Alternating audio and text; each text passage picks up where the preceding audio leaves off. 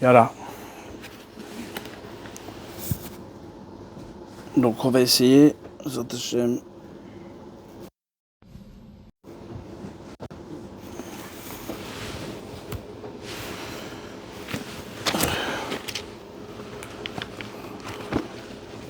D'arriver jusqu'à Tratzot.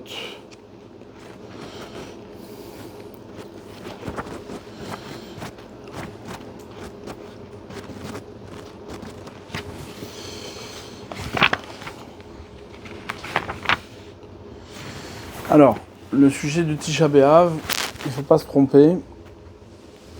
Il y a tellement de choses dans Tisha B'Av que on en perd un petit peu le chemin. L'essentiel de Tisha B'Av, c'est le fait d'avoir perdu la terre d'Eretz Israël. C'est ça le vrai deuil du Tisha B'Av. Ça accompagne de la destruction du Beth Amikdash, l'exil. C'est-à-dire que quand le Beth Amikdash il a été détruit, alors les Juifs ont été dispersés, le peuple juif il a été dispersé, chassé de sa terre.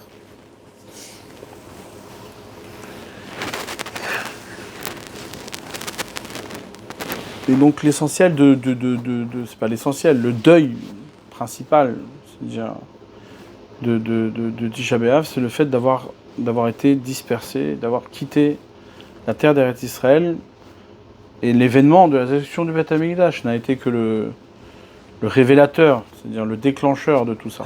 Pourquoi ? Parce que c'est le Beth Amikdash qui est celui qui donne cette qualité-là, en Klal Israël, d'être sur sa terre. C'est-à-dire, quand on arrive sur la terre d'Eretz Israël, on doit construire le Beth Amikdash, ce lieu où réside Hachem. Et le Beth Amikdash représente, c'est-à-dire pourquoi il est lié à l'entrée en Eretz Israël. Parce que c'est lui qui, au bout du compte, révèle pleinement quel est le sens de cette habitation. C'est-à-dire que on ne va pas sur la terre d'Eretz Israël simplement pour être, on va dire, pour habiter cette terre, mais c'est parce que le fait que le peuple d'Israël s'y trouve va être révélateur de l'installation et de la présence divine dans le monde. Ouais, c'est ce qui va révéler que Hachem il réside parmi nous. Ouais, comme c'est marqué, Veshachanti betocham, c'est-à-dire vous construirez le Mishkan, Veshachanti betocham, et je résiderai parmi vous, en vous, peu importe. Donc c'est-à-dire il y a tellement de choses qui s'accompagnent de Tisha B'Av, c'est-à-dire on cherche tellement de raisons que, au bout du compte, elles sont toutes vraies. Ouais, c'est-à-dire elles sont toutes vraies, mais elles sont toutes des dérivés. Elles sont toutes déjà des conséquences on cherche à chaque fois quelle va être la raison, le machin, le truc. Mais au bout du compte, le deuil, ce sur quoi on doit se concentrer, ouais, c'est pas sur les raisons qui ont amené à ça, ouais, mais c'est déjà en premier lieu l'absence de ce qui en vérité est pour nous la tragédie. Ouais, c'est-à-dire la tragédie, c'est la destruction du Beth Amikdash. Maintenant, il y a des raisons, il y en a plein des raisons, plusieurs raisons. Alors évidemment, la Gemara elle ramène pour le deuxième Beth Amikdash, c'était Sinat Chinam, la haine gratuite. Et toutes ces raisons révèlent comment on s'est déconnecté du Beth Amikdash. C'est-à-dire, c'est pas des raisons où Hachem il vient, c'est-à-dire nous souvent on comprend ces choses-là, que on a fait quelque chose et Hachem il nous a punis. Ouais. Mais être puni de perdre le Beth Amikdash et d'être exilé de sa terre, ça peut pas être une punition en réponse d'une avéra. C'est-à-dire, c'est d'ailleurs pour ça, c'est l'étonnement des Chachamim quand ils viennent et qu'ils disent mais Alma Avda Haaretz. C'est-à-dire comment on peut perdre la terre. C'est-à-dire ok, il y a même regardez même pire que ça. C'est-à-dire pour le premier Beth Amikdash, la Gemara elle demande dans Nedarim, ouais, et il dit Alma Avda Haaretz, la terre pourquoi elle a été perdue. Ils sont allés voir tout le monde, même jusqu'aux anges. Et les anges, ils ne savaient pas pourquoi la terre elle a été perdue. Alors nous, on a l'habitude d'expliquer. On dit, mais quoi ? Mais en fait, c'était des tzadiki, mais on ne comprend pas. Et en fait, c'était quoi le problème ? C'est juste qu'il n'aimait pas son ami. Ouais. il y a quelque chose qui est bizarre. Et la Gemara, elle dit, mais qu'est-ce qu'il faisait comme faute? Il y avait, premier Beth Amikdash, il y avait quoi? Il y avait la faute de quoi? De Gilui Arayot, Shfichut Damim et Avodah Zarah, l'idolâtrie, le meurtre et la tromperie, c'est-à-dire la débauche. Et tu veux c'est-à-dire qu'est-ce que tu veux de plus? Donc on voit bien que le fait que tu aies quitté la terre, le fait qu'Hachem il t'a détruit le Beth Amikdash et qu'il t'a fait quitter ta terre, c'est certainement pas à cause de Averot. C'est-à-dire, quand je dis certainement pas à cause de Averot, c'est certainement pas. On peut pas dire maintenant que Hachem, en punition de ta Avera, il t'a fait quitter la terre. Parce que quitter la terre, ça n'a pas de sens. C'est-à-dire, pour réfléchir à ça, prenons l'exemple d'un père qui éduque ses enfants. Demain, un gosse, il respecte pas les règles que son père il veut lui donner. Ouais, je sais pas moi, n'importe quelle règle, peu importe les règles dans la maison. Il respecte pas son père, il respecte pas sa mère, il a fait des bêtises, machin. Ouais, jamais un père, il va punir son enfant, ouais, en tout cas, il faut espérer, ouais, que jamais un père, il va punir son enfant juste parce que il a de la haine pour son enfant. Genre, tu m'as mis en colère, je te cogne, ouais, ou je te punis. Non, alors peut-être sur le moment, il est un peu énervé, mais après, quand il réfléchit qu'il devient normal, ouais, bah, le père, qu'est-ce qu'il fait? Il dit, je vais pas le punir pour... je suis pas... C'est un parent qui se met à la hauteur de ses enfants, c'est une tragédie, ouais, c'est-à-dire...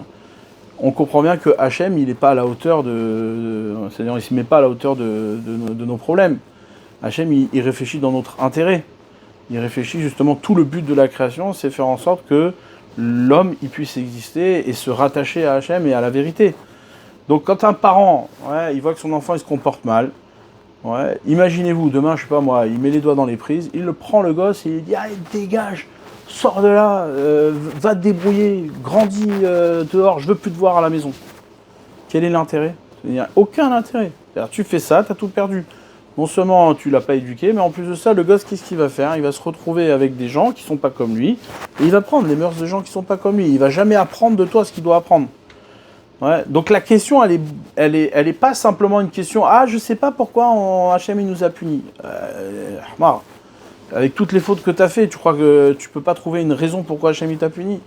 La question, elle est beaucoup plus forte que ça. La question, elle est de dire, mais Alma Avda Haaretz, est-ce qu'il existe une raison, ouais, même les fautes du clan Israël, est-ce qu'il existe une raison qui justifie le fait de détruire le Beth Amikdash et de quitter la terre d'Israël? On ne comprend pas ces choses-là. Et tu peux pas dire, ouais, comme il dit le Maharal il explique que si c'est juste, entre guillemets, si c'est juste à cause qu'il y avait des meurtres, il y avait des trucs, alors ça c'est des choses qui s'arrangent. T'as tué, t'as chuté, t'as fait des bêtises, etc. Alors le fait de te retrouver dans la maison de ton père et que ton père il te raisonne, alors là effectivement, ça va t'arranger, tu vas essayer de t'arranger, tu vas être meilleur. Ouais, comme un enfant qui grandit, mais qui tourne. Un enfant chez lui à la maison, il fait plein de bêtises, son père il le réprimande, mais c'est pas pour autant qu'il va le dégager. Il va lui apprendre, il va lui dire, voilà, c'est pas des choses qu'on fait, etc. Il va se mettre en colère avec lui s'il faut. Il va lui amener des choses, mais chez lui à la maison, pas à l'extérieur. Et là, on voit que même pire que ça. Ouais, c'est marqué, qu'on a lu dans la paracha ce matin, ouais, dans Vaïtranan. Que Hachem, non seulement il va nous le dégager, mais en plus de ça, on va se retrouver en exil avec des dieux étrangers qu'on va servir, qui sont des dieux qui ne répondent pas, qui sont absents, qui ne veulent rien dire. Ouais. Et au bout du compte, ça va nous faire prendre conscience qu'on doit revenir et qu'on doit faire tchouva. Donc on voit d'ici ouais, et ça c'est le point le plus important. Pourquoi? Parce qu'en réalité, qu'est-ce qui fait que on n'arrive pas à faire tchouva? Qu'est-ce qui fait? Ouais, parce que le fait de faire tchouva, c'est une chose. Ouais, mais le fait de croire que tu as fait tchouva, c'est une autre chose. Ouais, c'est-à-dire, dans la vie, on croit qu'on a fait tchouva. Et ça, c'est la première étape. Ouais, la première étape, c'est que tu crois que tu as fait tchouva. Et donc, du coup, alors ça y est, maintenant, tu fais les mitzvot, tu étudies, tu fais des choses. Ouais. Mais en vérité, c'est pas ça, tchouva. Tchouva, c'est pas ça. Parce que si tu avais fait tchouva, ouais, vraiment, alors, le Beth Amikdash serait reconstruit. Ouais. C'est-à-dire, si vraiment tu étais là où Hachem il te demande, tu aurais tout ce qu'il faudrait. Si tu les as pas, c'est que ta tchouva, elle est pas complète. Il y a encore un chemin. Donc, première étape de la tchouva, c'est que tu vas dedans. Ouais. Deuxième étape, comme un gosse, ouais, comme un enfant. Un enfant, qu'est-ce que tu fais? Tu lui dis, voilà, fais ta Mishnah. Fais ta Mishnah, prends une claque. Ok, tu fais la Mishnah. Tu vas dire, quand il va faire sa Mishnah, tu dis qu'il a fait tchouva, il n'a pas fait tchouva. C'est juste qu'il fait ce qu'il a à faire, ouais. Maintenant, après, quand plus grand il va grandir et qu'il va faire sa Mishnah tout seul, sans que son père il lui demande, alors là, à ce moment-là, c'est là où il a fait tchouva, ouais. Et là, à ce moment-là, alors lui, il a tout le bénéfice, etc., etc. Donc la même chose, ouais. Nous, aujourd'hui, on ne peut pas dire qu'on a fait tchouva, ouais. C'est-à-dire, c'est sûr et certain que si on est dans cette situation-là, c'est qu'il n'y a pas eu de tchouva, ouais. Alors, je ne parle pas évidemment à la dimension du clan d'Israël, où là, évidemment, ça ne ressemble plus à rien, mais c'est-à-dire, même individuellement parlant, ouais, comme c'est marqué, tu vas me dire, ah, mais non, le cas individuel ne compte pas, c'est pas vrai. La Gemara, elle ramène que quoi? Que Kolmi, ouais, tout celui que le Beth Amikdash n'a pas été reconstruit Beyamav, ouais. Alors, ouais, c'est comme si, pas comme il n'a pas été reconstruit, c'est-à-dire, tout celui que, comment c'est marqué? Ah, comment c'est marqué, nous? Kilou Nechav Beyamav.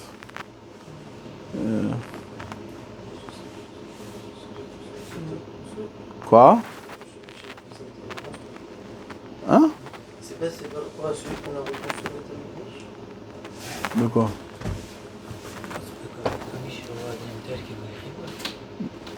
Que quoi?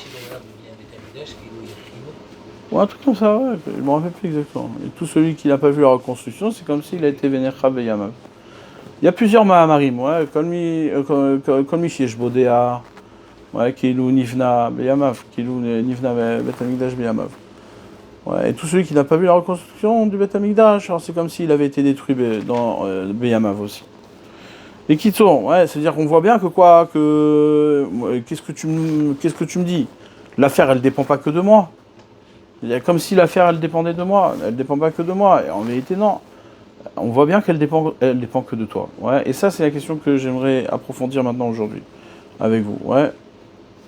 C'est-à-dire, il y a ici quelque chose qui est intéressant. Nous, on est toujours concentré sur la dimension clalite. Ouais. C'est-à-dire, on est là, d'abord, ce qu'on met en premier et en avant, c'est la dimension générale du clan Israël. Mais on dit, voilà, bah, il faut que tout le monde se fasse tchouva. Et bien, cette question-là, elle existe. Ouais, la Gemara, elle ramène que quoi? Elle pose la question, la venue du Mashiach. Ouais, quand ce Mashiach, il viendra. Il dit, quand tout le monde fera tchouva. Ouais. Alors, il viendra jamais. Ouais, c'est-à-dire, si tu attends que tout le monde fasse tchouva, alors, comment c'est possible? Il dit, non, si personne ne fait tchouva, alors comment tu vas faire? Il dit non, il viendra si tout le monde fait tchouva. Mais si maintenant tout le monde ne fait pas tchouva, alors à Akadosh il enverra Beler Kaché Kaman, etc. et que tout le monde fera tchouva. Donc il existe bien une dimension générale du clan d'Israël. Ouais, il existe bien cette dimension-là qui fait que évidemment, on attend aussi que tout le clan d'Israël fasse les tchouva. Mais malgré tout, ça n'empêche pas que les Chachamim eux-mêmes condamnent l'individu dans la destruction du Beth Amikdash. Et ça, c'est une question. Comment se fait-il qu'on peut condamner l'individu lorsque le Beth Amikdash n'a pas été reconstruit? Ouais, Kol mi shelo ra'a binyan Beth Amikdash keilo necha beyamav. Tout celui qui n'a pas vu la construction du Beth Amikdash, c'est comme si le Beth Amikdash avait été détruit pendant ses jours. Ouais. La question, elle est personnelle. Comment tu peux me dire ça à moi? Ouais. Comment tu peux dire ça au Chafetz Chaim? Comment tu peux dire ça, à tous les grands? Que Keilou Necha Beyama, Keilou lui aussi il fait partie de la destruction. Et donc là, c'est là où se joue, c'est-à-dire dans cette question-là, il y a également la réponse, ou la question, peu importe, de Alma Avdaret, sur quoi la terre elle a été détruite.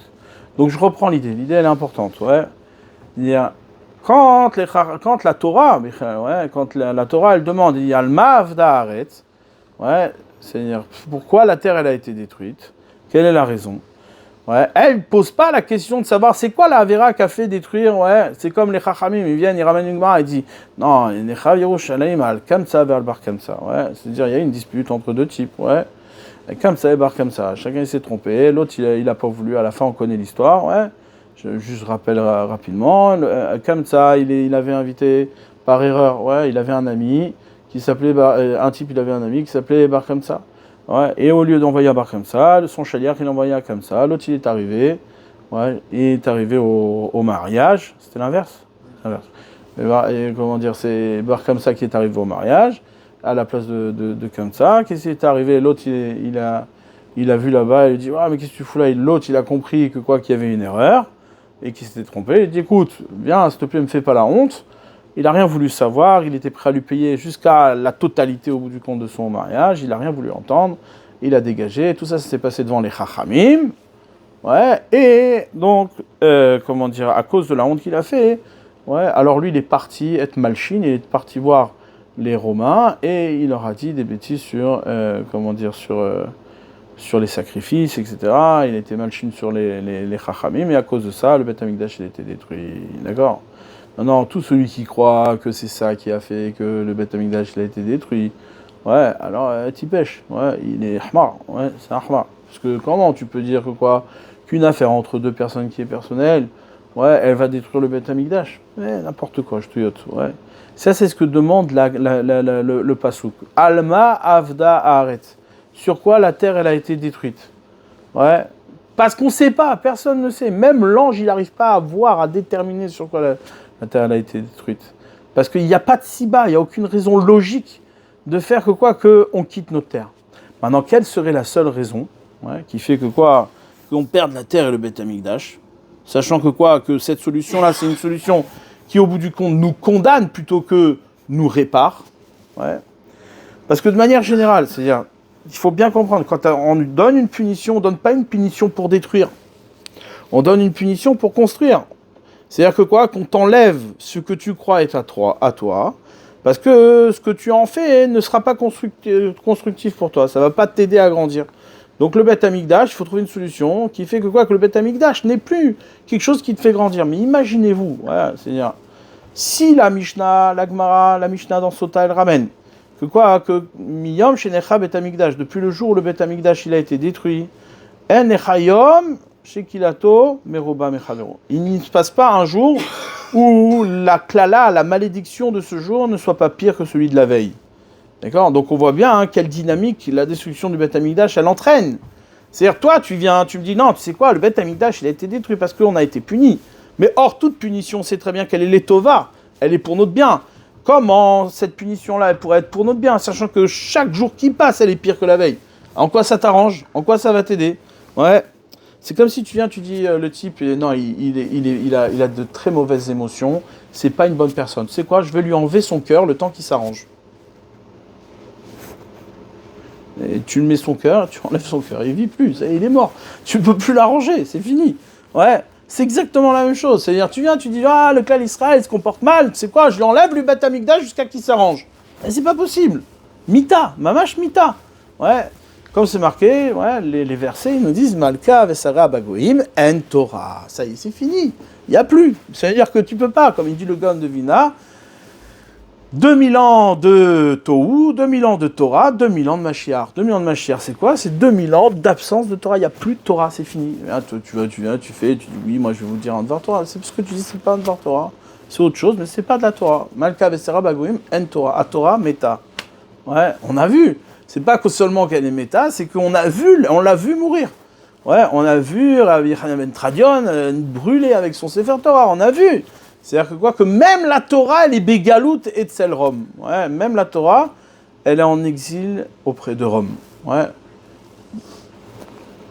Donc, cette question-là, c'est une question qui fait très, très, très, très mal. Et Bémet, pas seulement qu'elle fait mal du point de vue intellectuel, mais elle fait mal aussi du point de vue de ce qu'on vit, ouais, c'est-à-dire, on voit bien que quoi, que Kivyachol, je dis bien Kivyachol en apparence, il n'y a plus d'espoir. Quel espoir il y a? Toi, tu espères que quoi, que on puisse se reconnecter à la présence divine. Mais si ce qui fait la présence divine n'est plus là, comment tu peux t'y reconnecter? C'est-à-dire, tu peux oui imaginer, tu peux oui penser, tu peux faire tes rêves, tu peux faire tout ce que tu veux, mais c'est anonyme ça. Ouais, il y en a plein. Il y a des gens très très très bons, de bonnes intentions, qui viennent et qui te disent Hachem, il est là, il t'aime, machin, etc. Nous, c'est là. Il est où? Montre-moi. Je veux voir. Ouais, je veux voir. Quand il y avait le Beth Amikdash, on voyait. C'était quelque chose de présent, c'était palpable. Ouais. Aujourd'hui, sur n'importe quoi, que toi tu vas dire oui, c'est Dieu, il y en a un autre qui va te dire non, c'est pas Dieu. C'est autre chose. Ouais. Et moi, j'ai reçu la même chose que toi. Ça veut dire d'où tu viens et tu... C'est chacun avec sa émouna, mais dire quoi qu'il y a maintenant Hachem qui réside dans le monde et que tous les goïms, tout le monde voit la présence divine, c'est faux. Ouais. Donc Béhémet, c'est douloureux. Ouais, c'est quelque chose qui est comment dire, très perturbant. Pas simplement c'est pas perturbant du point de vue de la émouna. La émouna, tu peux toujours l'avoir. Ouais. C'est-à-dire, c'est pas un problème de vivre qui viachol. Ouais, je dis quand c'est pas un problème, c'est pas un problème du point de vue de la émouna de vivre dans l'absence du divin. Parce que toi, tu sais que du point de vue de la vérité, Hachem, il est là, et toi, c'est ta émouna. Mais de dire qu'il est visible, de dire qu'il est présent, ça, c'est une autre affaire. Ouais, une autre affaire. Le Beth Amikdash, c'était ça. C'était la présence divine de manière incontestée et incontestable pour tous. Même les goïms, ils voyaient que Hachem était là, il est présent, qu'on ne pouvait pas jouer avec lui, etc. Maximum, on pouvait être ennemi de Dieu, mais tu ne pouvais pas dire que Dieu n'était pas là. Ouais. Kitso. D'accord. Donc, je reformule encore une fois la question, une dernière fois. Ouais. Quand la Torah elle demande Alma Avdaharet, ouais, sur quoi la terre elle a été détruite? La terre elle a été détruite. Ouais, cette question-là, elle demande pas de réponse. On sait pas la réponse. Jusqu'à qu'on a des réponses qui paraissent complètement ridicules. Ouais, prenons la première réponse de la Gemara, ouais, qui vient et qui dit Alma Avdaharet. On est allé voir jusqu'aux anges. Personne ne savait, donc on est foutu, on ne sait pas c'est quoi la raison. Ça veut dire quoi? Personne ne savait, même les anges. C'est-à-dire que la raison n'est pas apparente du point de vue de la Ma'arechet. C'est-à-dire du point de vue du système, du point de vue du fonctionnement, la raison n'est pas apparente. Ah, alors c'est quoi la raison? C'est quoi chez l'Obichouba Torah Trila? Ah, ils n'ont pas fait la bénédiction avant d'étudier la Torah. Si c'était ça, on l'aurait vu. C'est-à-dire n'importe qui voit que quand tu viens étudier, tu ne fais pas ta bénédiction. Ouais, si t'as pas fait ta bénédiction, t'as transgressé la Torah. Donc c'est quoi ce que dit la Gemara? Ah, parce que chez l'Obichouba Torah Trila. Alors après tu vas dire, non, c'est quoi? Parce qu'en fait, ils aimaient pas vraiment Hachem, ils aimaient... ça aussi, c'est compliqué. C'est-à-dire, t'enlèves la raison qui fait que tu vas aimer Hachem. Et tu vas les mettre dans des conditions où l'amour d'Hachem n'existera plus. Ouais, comment tu peux dire que t'as voulu réparer? Comment tu peux dire que ça, c'est une réparation? C'est au contraire. Et même la punition, elle n'a pas de sens. C'est-à-dire, tu viens, tu écartes, tu les mets dans des conditions qui vont être pires que les conditions dans lesquelles ils étaient avant ta punition. En quoi ça va aider? Ouais, ça va rien aider du tout. Et on le voit. Tachles, on le voit. Ça n'a rien aidé. Ouais, c'est même pire. Et là, c'est pas seulement un pessimisme. C'est ce que dit la Mishnah. La Mishnah nous dit, il ne se passe pas un jour que le jour n'est pas pire que celui de la veille. Ah, comment on fait? Ouais.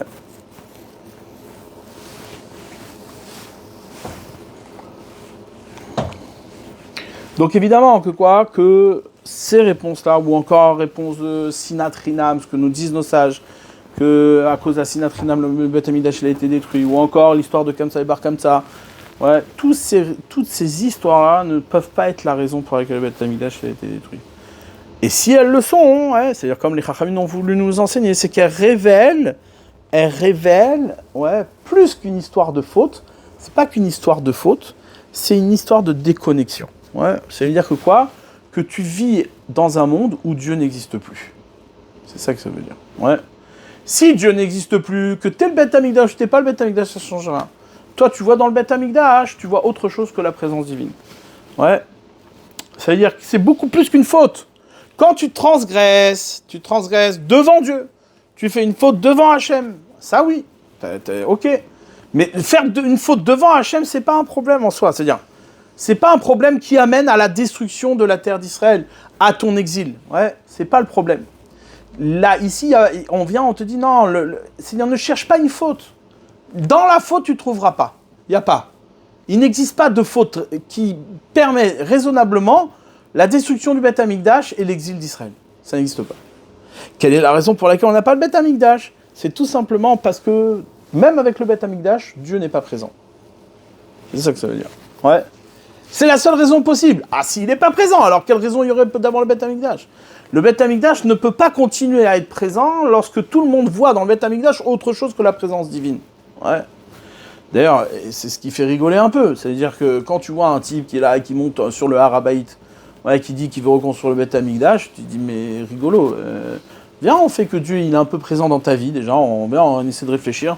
Déjà juste à l'échelle individuelle, avant de parler à l'échelle collective. Déjà juste à ton échelle à toi déjà. Ouais, que Dieu soit présent dans ta vie. Ouais, et après on verra, on parlera du Beth Amikdash. Ouais. Mais quelqu'un qui a le Beth Amikdash et que le Beth Amikdash lui ne lui montre pas la présence divine, c'est-à-dire c'est pas la présence divine pour lui, c'est juste un beau sanctuaire, c'est prestigieux, ça fait partie des honneurs de son pays. Ouais. Ça a aucune raison d'exister. Ouais, ça a aucune raison de durer. Donc ici, on a deux choses. On a cette question-là, et une deuxième chose que j'aimerais développer, c'est l'histoire de l'individu et du collectif. Ouais. On voit qu'Akadosh Baruch Hu, il incrimine l'individu dans cette affaire-là de la construction du Beth Amikdash. C'est-à-dire que quoi ? Et peut-être que là, je vais exagérer de manière, c'est-à-dire exprès, c'est-à-dire intentionnelle. Ouais. C'est-à-dire que lorsque Akadosh Baruch Hu vient, lorsque les Chachamim nous disent Kolmi, tout celui que le Beth Amikdash n'a pas été reconstruit, ouais, c'est Kilou Necha Beyamav. C'est comme si Kolmi Shelo Ra'a El Binyan Beth Amikdash, tout celui qui n'a pas vu la construction du Beth Amikdash, c'est Kilou Necha Beyamav. Comme si le Beth Amikdash avait été détruit. Ouais. Qu'est-ce que ça veut dire ? Ouais, qu'est-ce que ça veut dire ? Ribono Shel Olam, comment tu peux dire que le Chafetz Chaim ou que tous les Gdolim d'Israël, ouais, qui étaient des Gdushim, ouais, Elionim, ouais, comment tu peux dire que eux, ils ont détruit le Beth Amikdash ? Ouais, c'est compliqué, ouais, ça veut dire que ça n'a pas de sens. Et si c'est déjà comme ça, alors arrête de me parler. Qu'est-ce que j'ai à améliorer, Bichlal ? Qu'est-ce que j'ai à améliorer ? Si déjà le Chafetz Chaim, il n'a pas vu le Beth Amikdash, alors tu crois que moi je vais le voir ? C'est-à-dire, qu'est-ce que tu es en train de m'enseigner ? Qu'est-ce que tu es en train de me dire ? Ouais. Maintenant, on peut déjà commencer à créer un chemin de réponse. C'est-à-dire que quoi ?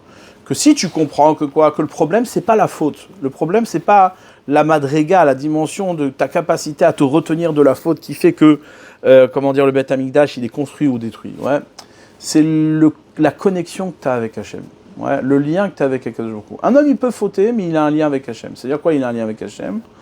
Encore une fois, pas tomber dans l'erreur, ouais, de dire que même quand on ne fait pas des mitzvot, alors on a un lien avec Hachem, par la Emouna, tout ça. C'est pas ce que je suis en train de dire. Je suis juste en train de dire que quand un homme, il faute et qu'il fait de suite teshuva, il a fauté par faiblesse, par erreur, tout le monde fait des erreurs, ouais.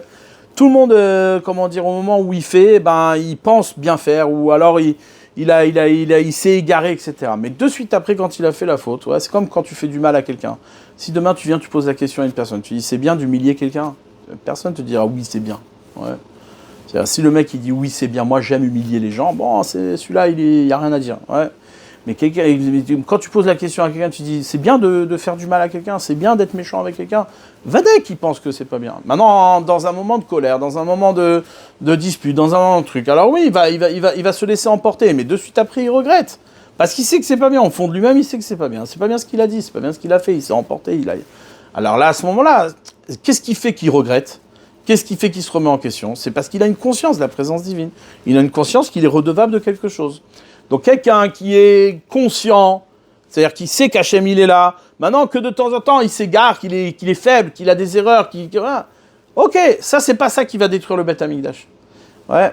Par contre, si maintenant tu t'installes dans une réalité dans laquelle Hachem non, il n'est jamais là, ouais, alors là c'est un problème. Et c'est ça que les Chachamim viennent nous dire. Ouais, c'est pas là-dessus que je veux m'attarder, mais sur le Inyan, puisqu'on en a déjà parlé, mais sur le Inyan de Sinat Rinam, ouais, la Sinat Rinam, la haine gratuite. La haine gratuite, c'est pas simplement l'idée que tu détestes les gens. Ouais, les gens se concentrent sur sur le fait qu'on s'aime pas les uns les autres et tout ça. Non, c'est pas ça l'idée. L'idée, c'est quoi ? C'est que cette haine, elle est gratuite. Elle provient, c'est une haine qui est produite à partir de toi. Tu n'as pas de raison extérieure qui t'amène à haïr. C'est-à-dire que même l'autre n'est pas une raison de le haïr. Quand tu haïs une personne parce que cette personne elle est mauvaise, alors ça, il n'y a pas de problème. Mais lorsque tu haïs simplement pour ce que tu es, c'est-à-dire toi, t'aimes pas les gens, ouais, t'aimes pas, c'est comme ça, tu haïs les gens. Ouais. Peu importe maintenant la raison qui vient d'extérieur, c'est pas ça qui va t'amener à haïr. alors là, c'est un siman, c'est un signe que tu t'es connecté d'Hachem. C'est un signe que tu n'es plus en lien avec Hachem. La sinatrinam, le jour où on arrive à haïr gratuitement, ouais, alors c'est un signe que quoi, que tu n'es plus en lien avec Hachem. Pourquoi ? Parce que tu n'es plus en lien avec personne, tu n'es plus en lien avec le monde. Le monde ne t'apporte pas, ouais, une relation avec Akadosh Baruch Hu. Pour comprendre ça plus en, comment dire, en profondeur, ouais.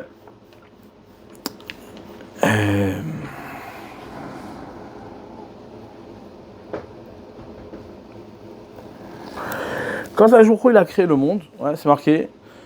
Quand Akadosh Baruch Hu, il a créé le monde, ouais, il a créé le monde. Be'asara ma'amarot nivra olam, le monde il a été créé par 10 paroles. Ces 10 paroles-là, elles ont posé comme on va dire le fondement de la création. Elles ont posé que quoi, que chaque chose dans ce monde est une parole d'Hachem. Ouais, comme on l'a dit plusieurs fois, une chose elle est appelée davar en hébreu. Davar c'est milachon dibour, les daber, parler, et chaque chose est une parole. C'est-à-dire que chaque chose doit établir une relation avec Hachem. C'est-à-dire à travers chaque élément de la création, il n'existe pas une seule chose dans la création qui n'a pas été créée pour son kavod. C'est-à-dire que chaque chose est une occasion d'être mamlich Hachem. Chaque chose est une occasion de faire d'Hachem son roi. Il n'existe pas une particule dans la création. Ouais. Une seule chose dans la création qui est inutile de ce point de vue. Toute chose, n'importe quelle créature, est là pour donner la possibilité d'être mamlich Hachem, de rendre roi Hachem, d'honorer Hachem. Ouais. Et donc de rentrer dans un dialogue avec lui, de rentrer dans une discussion avec lui. Ouais. Comme on l'a expliqué plusieurs fois, on ne peut pas honorer Hachem si on n'a pas le pouvoir de le déshonorer. C'est-à-dire qu'un homme qui faute, c'est pas quelque chose... encore une fois, c'est pas quelque chose qui est, inévitable. Ouais, c'est pas quelque chose qui est intrinsèque à l'homme. L'homme ne doit pas fauter. Mais s'il faute, c'est pas ça qui va faire que quoi, que tu vas te déconnecter d'Hachem. Ouais. C'est quoi qui fait que tu vas te déconnecter d'Hachem ? C'est si ta faute, ouais, elle est l'occasion pour toi de fuir Hachem. De fuir Hachem. Comme par exemple Adam Arishon. Adam Arishon, en vérité, sa faute, ouais, comme ça ils nous disent tous, les Chachamim, Minaya. Adam Arishon, Minaya. C'était un hérétique. Pourquoi ? Parce que sa faute n'est pas ça. Tu vas me dire, mais qu'est-ce qu'il y a de si grave de manger un fruit ? Ouais.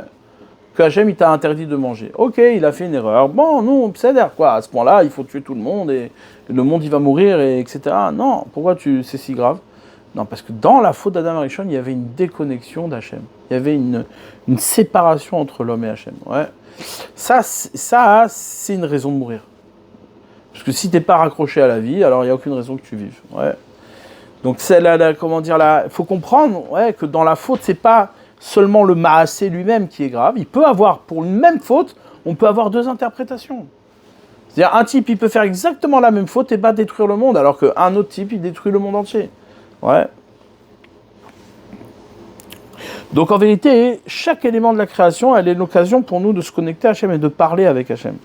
Maintenant, si, lorsque tu pratiques le monde, tu peux très bien faire toutes les mitzvot, faire toute la Torah et les mitzvot comme il faut.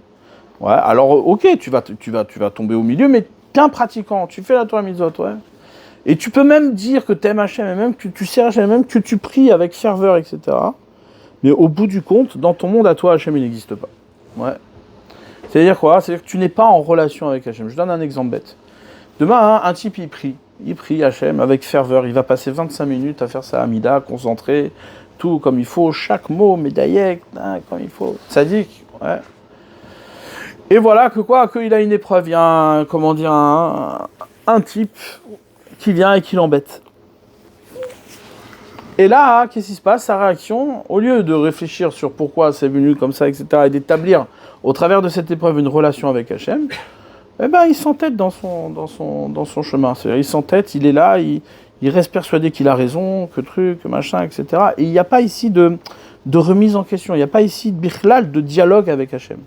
Ouais, pas tout le temps, il ne faut pas tomber dans l'absurde et penser qu'à chaque fois qu'il y a quelque chose qui t'arrive, c'est pour changer quelque chose. Au contraire, peut-être des fois c'est pour t'éprouver dans tes convictions. Mais non, méchané, est-ce que ce moment-là est un moment de dialogue avec Hachem, de conversation avec Akadosh Baruch Hu, ouais. Est-ce que tu parles avec lui ? Hachem, il te parle, il te convoque, il dit Alors toi, tu viens, tu prends ça.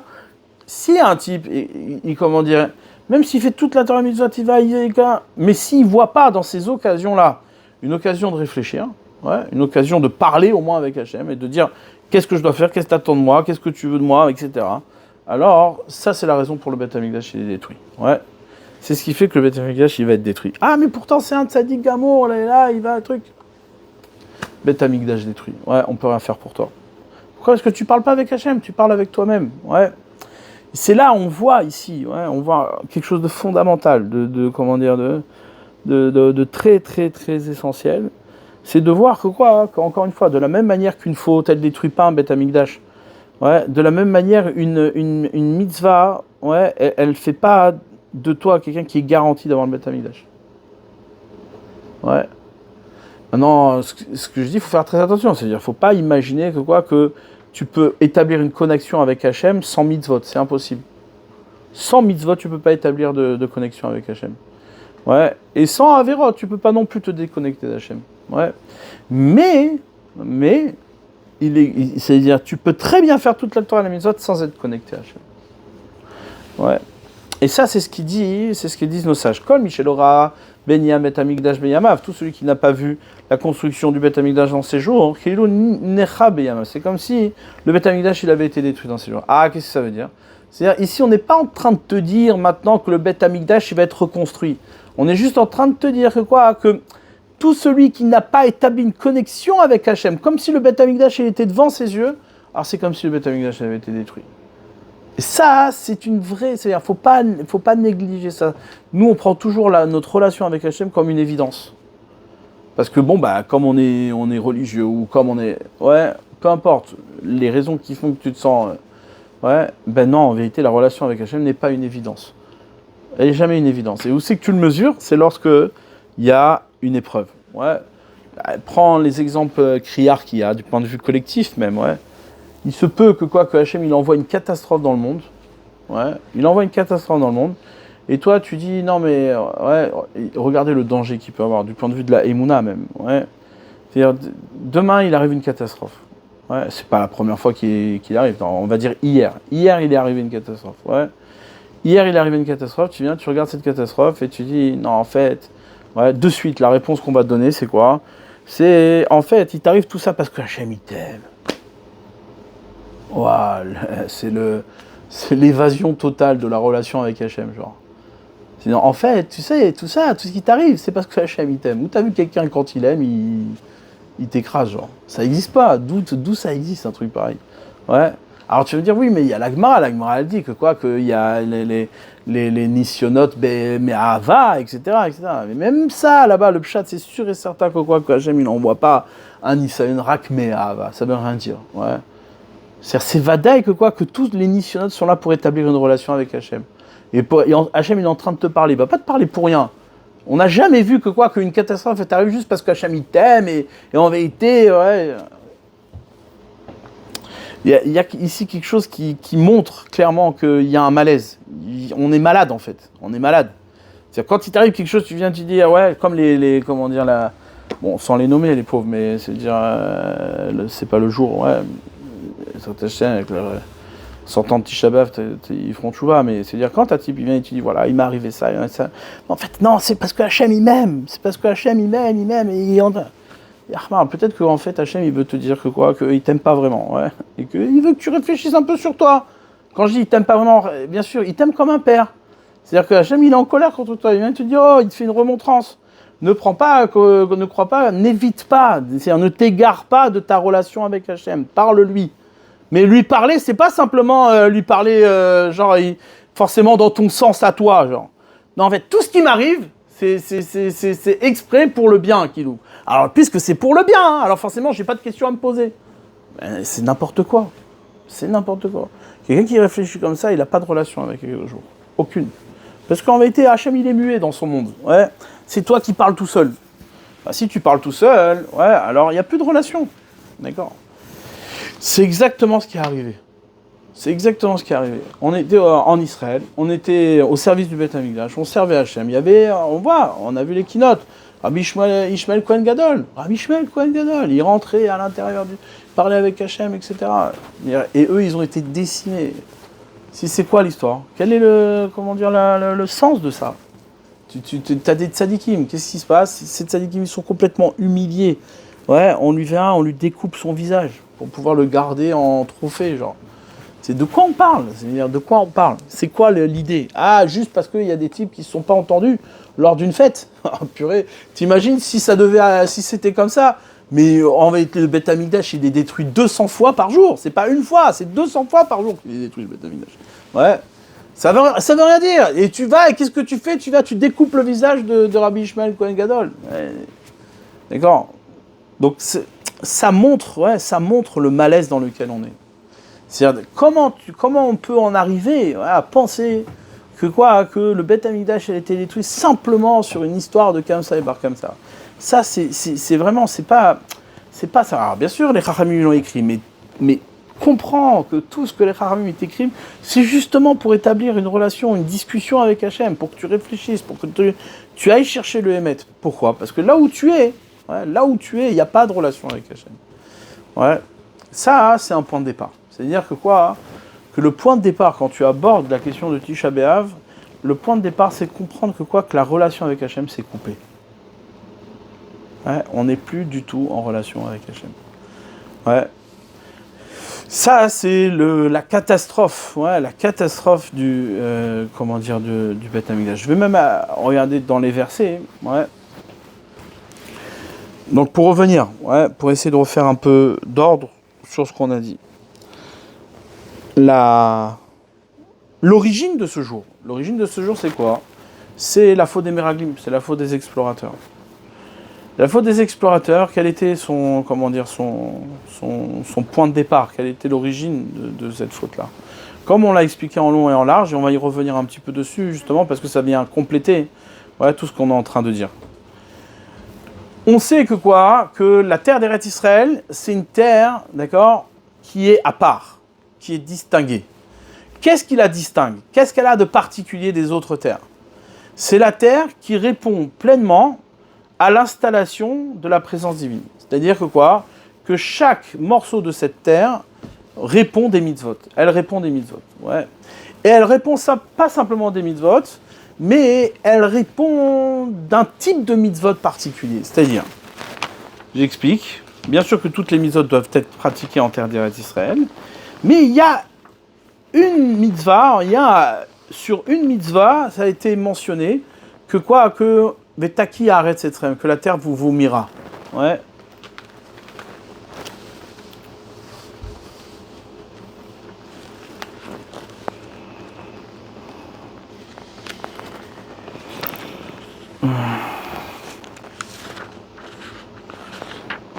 C'est marqué sur le mitzvah de Harayot, de la débauche, des femmes interdites.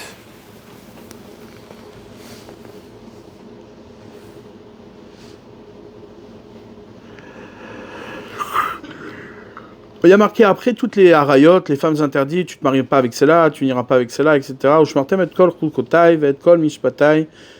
Après, en conclusion de tout ça, vous garderez toutes mes lois, sitem otam, vous les accomplirez. Velotaki etrem haaretz. Et la terre vous ne vomira pas. Asher ani mevi etrem shama la shevet ba. La terre sur laquelle je vous amène là-bas pour vous installer. Vous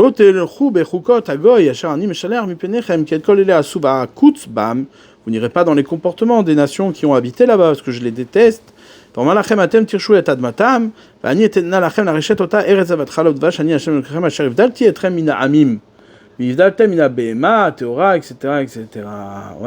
Sur quoi sur quelle conclusion de mitzvot? Ouais. C'est-à-dire, Hachem, il inclut toutes les mitzvot au travers d'une mitzvah particulière sur laquelle il dit Velotaki Haaretz Etrem, ou Etrem Haaretz. Eh bien, c'est sur les mitzvot de Harayot. Ouais, mitzvot de Harayot. Pourquoi? Qu'est-ce qu'il y a de particulier? C'est quoi le mitzvot de Harayot? Les mitzvot de Harayot, c'est quoi? C'est une mitzvah d'un chibour lonachon, d'une connexion qui n'est pas bonne. Ouais, c'est-à-dire que tu t'es lié à la mauvaise chose. C'est pas le bon conduit. Ouais. Et donc en vérité, la terre d'Eretz Israël, c'est-à-dire toute l'idée de la terre d'Eretz Israël, c'est une connexion avec Hachem. Chaque petite parcelle, chaque petite pierre d'Eretz Israël, c'est une connexion avec Hachem. Comme il ramène le Rama il ramène la petite histoire, ouais, où Platon était l'élève de Yirmiyahu Hanavi, le prophète Jérémie, et quand le Beth Amikdash a été détruit, alors Yirmiyahu Hanavi, il pleurait sur les ruines du Beth Amikdash, et Platon il lui a demandé, il dit mais quoi, comment toi, un homme aussi sage, il peut pleurer sur des pierres? Et il dit sache que toute la sagesse que tu as appris de moi, hein, elles viennent de ces pierres. Ouais. C'est-à-dire les pierres d'Eretz Israël, les pierres du Beth Amikdash, ouais, c'est toute la chokhma, il ne faut pas confondre. Ouais. C'est pas simplement des constructions, c'est pas simplement le kavod, du pays, c'est pas simplement un honneur national, ouais. C'est les paroles d'Hachem. La parole d'Hachem qui se concrétise, qui se matérialise dans les pierres, qui se réalise à travers la construction de ces pierres. Comment? Pourquoi? Qu'est-ce qui se passe? En vérité, c'est exactement la faute des Meraglim. Lorsque les Meraglim se sont approchés de la terre d'Israël, tout le monde a demandé, comme c'est marqué dans la paracha, dans Devarim, que tout le monde est venu vers Moshe en lui demandant d'aller explorer la terre. Ouais. Maintenant, pourquoi ils ont voulu explorer la terre? Qu'est-ce qu'il y avait de spécial? Moshe Rabbeinu, il a accepté. Seulement, qu'ils avaient une difficulté particulière. Ouais. Cette difficulté-là, comme on l'a expliqué, je ne vais pas revenir sur tout maintenant, mais ce qui m'importe, c'est l'idée. C'est quoi? C'est que la terre d'Eretz Israël, c'est une terre qui habitait des habitants particuliers. Vers Néphilim, Ayou Baretz. Ouais, les Néphilim étaient sur la terre. Quand ils sont allés explorer, ils ont vu que là-bas, il y avait les Néphilim. Or, les Néphilim, comme on l'a expliqué, les Néphilim, ce sont les enfants des anges déchus, ce qu'on appelle anges déchus. Je ne sais pas si c'est le cas, en vérité, non, c'est sûr que ce n'est pas le cas. Mais c'est quoi l'histoire? Comment on avait expliqué? Comment un ange, à l'époque de Noach, quand les générations s'étaient perverties et que Tisharet Haaretz, c'est que la terre elle avait été corrompue. Donc du coup, puisque la terre elle est corrompue, il n'y a plus d'accueil de la présence divine. Eh bien, qu'est-ce qui se passe? Les anges, qu'est-ce qu'ils ont fait? Juste avant, ils ont dit, regarde, toi, tu as fait confiance à l'homme, mais l'homme, il vaut rien. Regarde comment il se comporte, etc. Alors Hachem leur dit quoi? C'est un débat qu'on avait déjà résolu. C'est-à-dire, on avait déjà expliqué. Et il dit, non, mais regarde comment il se comporte, etc. Il dit, ok, alors vous voulez voir, du point de vue de l'homme, comment ça fait? Il dit, vous allez descendre sur terre. Il a envoyé ces anges-là sur terre. Et qu'est-ce qui s'est passé? Ces anges-là, ils sont allés avec des femmes interdites. Pour eux. C'est-à-dire, ils sont allés avec des femmes. Ils sont allés avec des femmes parce qu'elles étaient belles, elles étaient attirantes. Et donc, du coup, ils ont eu des enfants. Et ces enfants-là, ça a donné des géants. Les Néphilim, ils étaient sur la terre. Et les Néphilim, ils étaient en terre d'Eretz Israël. Et la question qui se pose, c'est qu'est-ce qu'ils foutaient là-bas? Pourquoi ils étaient sur la terre d'Eretz Israël? Il manque de la place dans le monde pour que les Néphilim, c'est-à-dire, pourquoi les Néphilim, ils habitaient particulièrement cette terre-là? Ils ne pouvaient pas habiter ailleurs, ou même s'ils habitaient un peu là-bas, ils pouvaient habiter un peu ailleurs. Pourquoi là-bas, le verset, il dit, les Néphilim, ils étaient sur la terre d'Israël. Les Néphilim, c'était là où ils habitaient, c'était là où ils résidaient. Comment l'expliquer? Comment un ange, il peut fauter? Ça n'existe pas. C'est pas qu'il a fauté, il n'a pas fauté, c'est sûr. Donc, qu'est-ce qui s'est passé? Hachem, il leur a donné, il leur a montré aux anges que c'est-à-dire il leur a donné la possibilité de voir la spiritualité qu'il y avait dans la matière, la spiritualité qu'il y avait dans les corps. C'est-à-dire que le corps, la matière, la terre, elle peut accueillir la présence divine. Elle peut l'accueillir. Maintenant, si tu vois toute la puissance, c'est-à-dire si tu vois du point de vue de l'ange, avec toute la conscience et la connaissance de l'ange, tu vois la puissance de spiritualité qu'il y a dans la matière, alors tu ne peux pas résister. L'ange était tellement attiré par la spiritualité, tellement près d'Hachem qu'il n'a pas pu dire non à la matière, c'était trop enivrant. La matière proposait trop d'opportunités de spiritualité. Donc du coup, ils se sont connectés et ils ont eu des enfants, etc. etc. Maintenant, c'est pour cette même raison-là, les Néphilim étaient sur la terre d'Eretz Israël. Parce que où ils vont habiter? Quel est l'endroit dans le monde qui peut contenter une telle aspiration à la spiritualité qu'il y a dans la matérialité? C'est la terre d'Eretz Israël. C'est-à-dire que ils allaient se nourrir là-bas, ils s'enivraient de la spiritualité de la terre d'Israël. Maintenant, les Meraglim, quand ils ont vu ça, ils ont eu peur. Pourquoi? Parce qu'ils se sont dit, est-ce qu'on nous, on va être au niveau de résister à l'attirance de cette matérialité? Est-ce qu'on ne va pas s'égarer? Bémet Tzadkou, ils avaient raison. Ouais. Par rapport à nous, ils avaient raison. Ouais. Par rapport à eux, ils avaient tort. Mais par rapport à nous, ils avaient raison. Si nous, on regarde ce qu'on est, nous, aujourd'hui, ouais, la terre d'Eretz Israël, elle est tellement enivrante, c'est-à-dire on se laisse tellement berner par une spiritualité imaginaire, pas par la bonne spiritualité, que quoi qu'on s'enivre dans la matérialité d'Eretz Israël. C'est-à-dire qu'on n'est plus du tout en connexion avec Hachem, on est en connexion avec la matière elle-même. Ouais. Ça, c'était la crainte des Meraglim. C'est-à-dire que quoi qu'ils ont vu, ouais, que ils avaient peur de ne pas résister au Erev Rav. Ouais, ils avaient peur de pas résister au Erev Rav qui, lui, allait mettre en avant, ouais, la dimension matérielle d'Eretz Israël.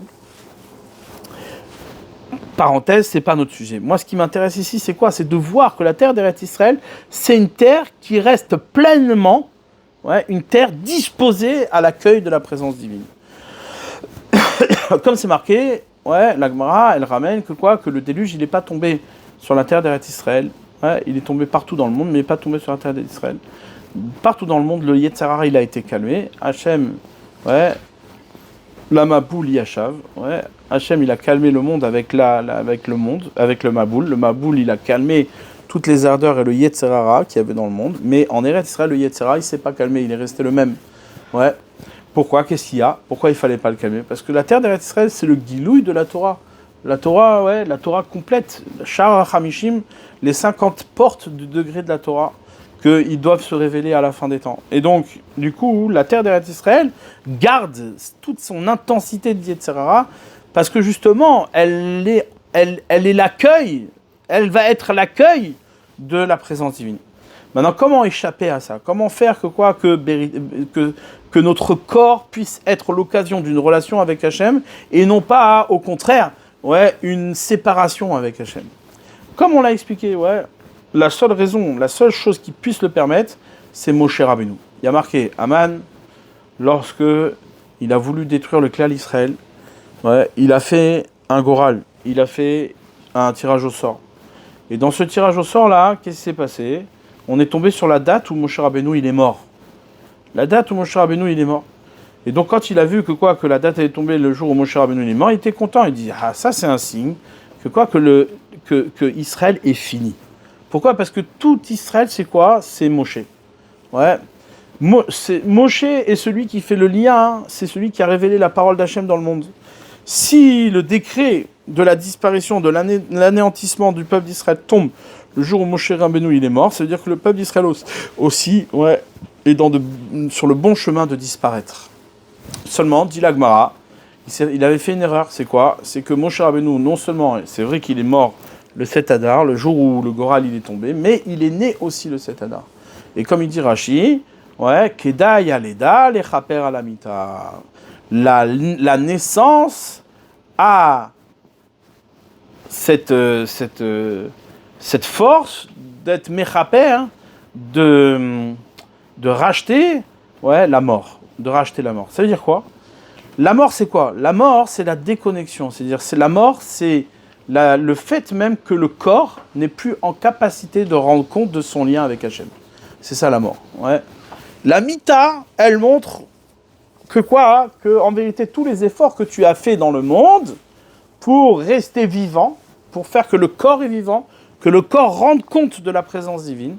Si le corps rendait compte pleinement de la présence divine, alors le corps ne pourrait pas mourir. Ouais. Comme on l'a vu avec Pinchas, avec Eliyahu, ouais. Que eux, ils ont gardé leur corps. Le corps, il est pas mort. Pourquoi? Parce que le corps, tant que le corps, il rend compte de sa connexion avec Hachem, de l'accueil de la présence divine, alors il peut pas mourir. Qu'est-ce qui fait qu'un corps, il meurt? C'est quoi? C'est parce que, ouais, il est plus en connexion, il montre plus cette connexion-là. Maintenant, c'est le décret, ouais, ou alors, mets tout à l'étio shel nachash, peu importe, ouais. Dans tous les cas, l'amita, c'est ça. Mais il dit, donc quand Aman Aracha, il a vu que ça tombait le jour de la mort de Moshe Rabbeinu, ouais, il a dit, ouais, ça veut dire quoi? Ça veut dire que le clan Israël aussi, il est mort. C'est-à-dire que le clan Israël aussi n'est plus en capacité aujourd'hui de rendre compte de la présence divine. Il faut qu'il disparaisse avec Moshe Rabbeinu. Et là, à ce moment-là, qu'est-ce qui s'est passé? Ouais, il s'est trompé. Kedai, Aleda, Lechaper, Alamita. Comme il est né le même jour. C'est quoi il est né le même jour? Qu'est-ce que ça va changer qu'il est né le même jour? S'il doit mourir, il doit mourir. Ouais, si ça disparaît, ça disparaît. Vadaï, c'est évident que la mort, elle arrive toujours après ta naissance. Ouais, c'est-à-dire, il n'y a pas de secret. Ouais. Donc ça veut dire quoi? Qu'est-ce qu'il a vu là-bas? Ce qu'il a vu, c'est quoi? C'est exactement ce que dit le Maharal. C'est-à-dire que quoi? Quand c'est que le corps, ouais, il rend compte de manière, c'est-à-dire de la manière la plus haute, ouais, la présence divine, c'est lorsqu'on prend conscience qu'on n'a aucune légitimité sur notre spiritualité. Le corps, c'est l'occasion pour nous de témoigner que la dimension spirituelle que l'on a ne nous revient pas. On n'a aucun mérite sur cette dimension spirituelle. Ouais. C'est-à-dire le corps, c'est ce qui donne la possibilité à l'homme de témoigner, ouais, de prendre pleinement conscience que si la Neshama, elle réside dans notre corps, ça ne peut pas être à cause de notre mérite. Parce que quand tu vois ce qu'est le corps, lorsque tu es un ange et tu vois ce qu'est le corps, tu dis c'est impossible. Ouais. Justement, parce qu'on a cette occasion d'arriver à la modestie de Moshe Rabbeinu, que de prendre conscience que tout ce qu'Hachem il te donne ne peut pas venir de ton mérite à toi. Parce que si tu l'associes à un quelconque mérite, alors ça veut dire quoi? Ça veut dire que il y a quelque chose qui, de toi, de manière autonome, justifie la présence divine. Alors là, à ce moment-là, ouais, c'est la disparition, c'est la déconnexion. Ouais. Donc là, ici, on a une définition un peu plus profonde de ce qu'on a dit tout à l'heure. C'est-à-dire que quoi? Que lorsque l'homme, ouais, il pense que la justification de sa spiritualité, de son lien avec Hachem, elle est interne à ce qu'il est, ouais, alors il est en déconnexion. Quand c'est que véritablement il est en relation avec Hachem, c'est qu'il saisit depuis son corps que la raison d'être de cette connexion est une raison extérieure à lui. Ouais, elle ne provient pas de son pouvoir d'accueillir la présence divine. Ouais, lorsque l'homme il arrive à cette madriga-là, ouais, alors à ce moment-là, il est en connexion avec Hachem. Mais s'il perd cette madriga-là, alors la déconnexion, elle est évidente. Comme on l'a vu avec Rabbi Akiva, avec Rabbi Meir, ouais, que lorsqu'ils se sont moqués du fauteur, alors ils ont perdu leur connexion avec Hachem. Ouais, tout de suite, ils allaient fauter avec une belle femme, etc. Pourquoi c'est représenté par une belle femme? Parce qu'encore une fois, ouais, la connexion, c'est ça qui compte. C'est ce qu'on appelle le da'at. Ouais, le da'at. Et là, hein, on en revient à ce que nos sages ils nous ont enseigné. Kol mishen bodea, ouais, comme c'est marqué, Rabbi Eliezer dit, Kol mishen bodea, ouais, ou Kol mishyesh bodea, tout celui qui a du dea, ouais, keilu nivna, Bet Hamikdash beyama. Comme si le Bet Hamikdash a été construit dans son lion. Pourquoi Kol mishyesh bodea? C'est quoi la dea? La dea, c'est le chibour, c'est le lien qu'on a avec les choses. C'est quoi quelqu'un qui a une déa? C'est quelqu'un qui saisit que la raison de sa connaissance est extérieure à lui-même et qu'elle ne peut pas se justifier à partir de ce qu'il a. C'est ça la déa. Ouais, le chibour à Amiti, ouais, le lien véritable qu'on a avec les choses. Vaïda et Travaishto, il a connu sa femme. C'est-à-dire quoi il a connu sa femme? C'est qu'il a compris que la révélation, c'est-à-dire la connaissance se construit à partir de quelque chose qui est extérieur à lui, mais qui est en connexion avec lui. Ouais, c'est ça la déa, c'est ça le da'at.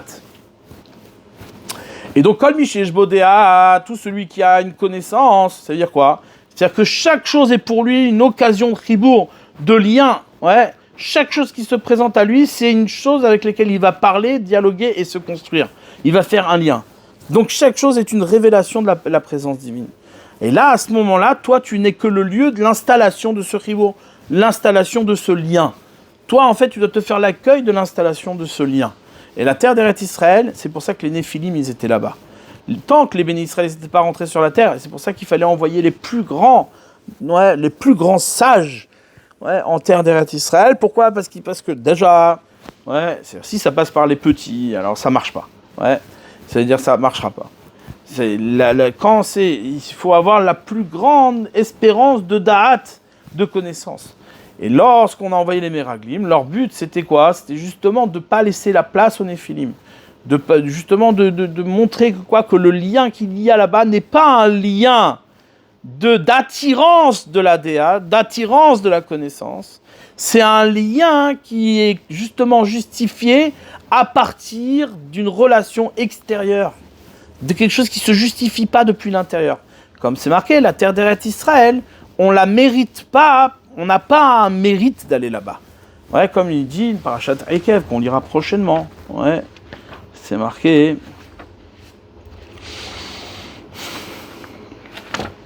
Kilo Betsit Katrem. Ouais.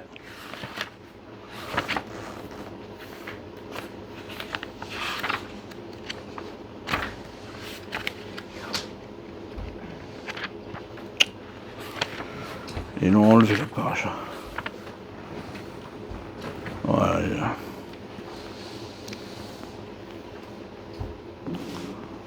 Là aussi, c'est...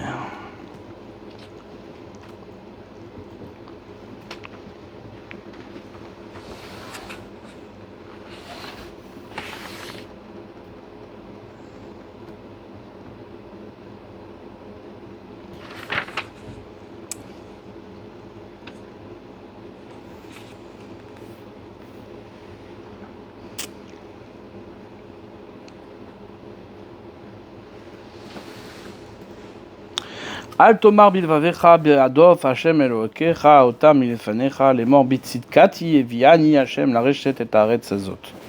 Ouais, ne viens pas dire dans ton cœur que quoi que Hashem il a fait partir les comment dire les goïms devant toi, etc. Parce que tu es juste, parce que tu es un tzaddik et que Hashem il m'a amené sur cette terre là parce que je la mérite. Birishat hagoyim haïl Hashem morisha mipanecha lo betzidkat rabbi yosher levavecha taba la reshet et artzam. Ce n'est pas par ta justice, ce n'est pas par la droiture de ton cœur que tu viens hériter de ta terre, de leur terre. Qui birishat hagoyim haïl Hashem elokecha morisha mipanecha ol ma'anakim et hadavar asher nishba Hashem la'avotecha le'Avraham l'Yitzhak ve'Yaakov.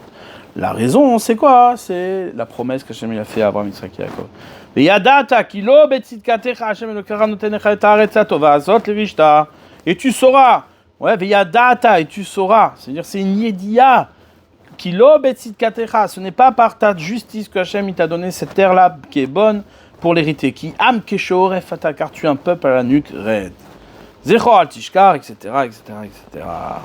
C'est-à-dire quoi? Pourquoi Hachem il vient maintenant en rappeler que les bénisraëls se sont mal comportés? Ils ont fait tchouva, C'est-à-dire, maintenant, s'ils ont fait tchouva, peut-être que c'est par ton mérite, ouais, et là, il y a un truc de dingue. C'est-à-dire que quoi? Que Béhémet, Hachem, s'il donne la terre d'Eretz Israël, c'est parce que les bénisraëls ont fait tchouva. Ils sont remis sur le droit chemin. Pourquoi quelqu'un qui a fait tchouva, il n'est pas Betsit Kato? Bah, c'est Betsit Kato. C'est-à-dire, le type, il a fait tchouva. Il est juste maintenant. C'est juste que tu lui donnes la terre. Ouais, pourquoi tu dis non, lo Betsit Katra? T'as fait tchouva, mais lo Betsit Katra. Parce que Hachem, t'as énervé Hachem dans le désert, etc. Mais quel rapport avec moi maintenant? Moi, j'ai fait tchouva. Ouais, la réponse, elle est ce qu'on a dit. Ouais, c'est quoi? C'est qu'à aucun moment, c'est dès lors que tu penses que c'est Betsit Katra, que tu habites la terre d'Eretz Israël, ou que tu es, que ton corps, il peut accueillir la présence divine, etc. Alors ça, c'est la mita, ça, c'est la mort. Ouais, c'est fini. Pourquoi? Parce qu'il y a une déconnexion qui s'établit. C'est-à-dire que toute la raison d'être de ton lien avec Hachem, de ton lien avec les mitzvot et tout ça, elle est interne. Elle se justifie à partir de toi. Ouais, si ta conscience, elle n'arrive pas à établir qu'en vérité, au contraire, au constat de cette terre qui ne peut être méritée, ou au constat de ton corps qui ne peut justifier la présence divine, ouais, alors tu te ne sers pas de ça pour construire ta yédia, pour construire une connaissance, une relation avec Hachem, alors tu perds tout.